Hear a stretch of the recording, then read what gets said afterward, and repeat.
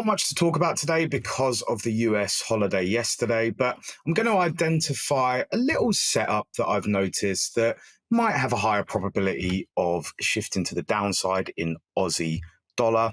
And then the trading takeout today is going to be why you have to keep it simple and just use momentum as your key indicator. But first, make sure you like and subscribe to the channel so that I can pop up in your YouTube feed every single day to improve your trading edge.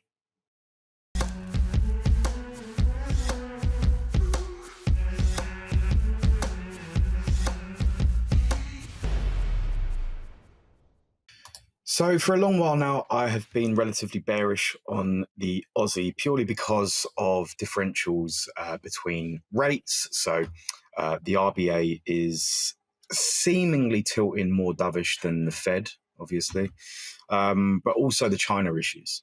So China having less demand means that less commodities are being bought from Australia, which means the Aussie dollar is remaining flatter than it has done, previously, I guess. And we can see that, over this trend here. We can see that it's been a trend since, 2021, really. So good, multi-year trend now.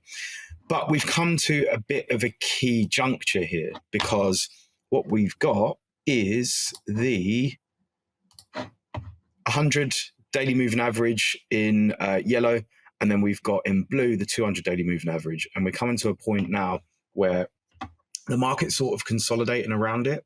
And what that tends to mean is that there's volatility expansion.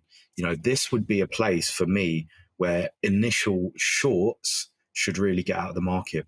You could also mention that shorter term longs would also get out of the market because that tends to be how, people scale out.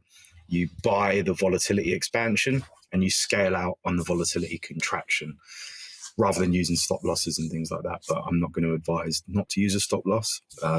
We might get into that at another point and in another context, but always use a stop loss for now. Now, the reason why I am focusing here is because overnight the RBA had a tilt towards keeping rates on hold. So here are the minutes from the February 6th meeting. And it said that the data gave the board more confidence inflation would return to target in a reasonable time frame, which is dovish. However, it would take some time before the board could be confident about inflation. Again, that's dovish. It's a standard sort of comment that comes out. Board agreed it was appropriate not to rule out another rise in rates, protecting their asses. Board noted hiking rates would not prevent it from cutting should economy weaken. There's no reason for them to suggest that. That is more information than on this line, which again is dovish. Forecasts of inflation to be back at the target in 2025 assumed no further rise in rates. Goods inflation had fallen faster than expected, but service inflation was still high.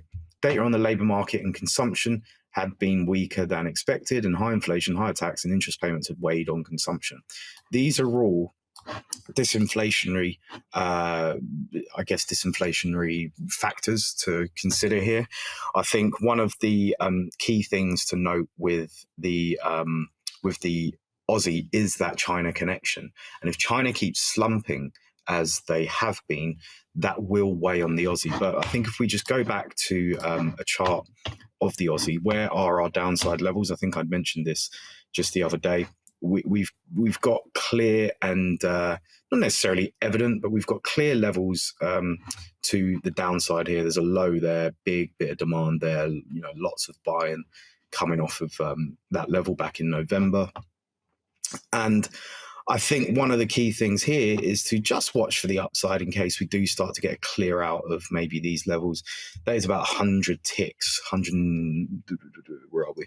66.5. It's about 100 ticks away from where we are. So just be careful there. However, I would have a tilt towards the downside given what they've said in the February 6th minutes. So initial target could potentially be this low. As always, make sure that you choose an area to scale into a position with. Don't just go, all right, I'm going to throw down 10 lots into one position, because that's rather silly. you want to give the market time to comfort you and massage you into the position. So pick a range, maybe over 50 ticks or so, scale into 4 different positions. And this is how you should be managing your entries. There's no such thing as a perfectly executed trade. There is such a thing as a perfectly executed exit. And that should be the focus. You should know where you've entered the market after you've entered it, obviously, but then you should know exactly how you want to get out. That is the objective part. The entry is not so objective, funnily enough. The exits are more important because that's actually where you can bank or lose money. So always make sure that your focus is on how you want to exit the market and have some objective rules set up for that.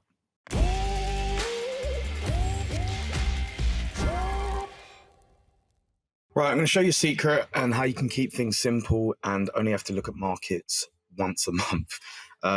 So you can see that I've got the 100 daily moving average and the 200 daily moving average here. There's simple rules that you can attribute to this, and there's a paper that has documented that it's more advantageous to use single monthly rules when you're trend following than it is to follow any kind of daily rules. So if you're a bit tired of day trading, this is probably for you. Now, what you can do is you can have a rule whereby you look at the 200 daily moving average and you say, okay, is it above? That means I'm going to buy the S&P 500. You can then have the 100 daily moving average to suggest, okay, should I get out of the market if it comes back towards that? And that's it. Genuinely, that is what a lot of CTAs do, so commodity trading advisors, especially in the world we're in now, whereby liquidity is abundant and the stock market kind of wants to go up all the time. They're very, very simple rules.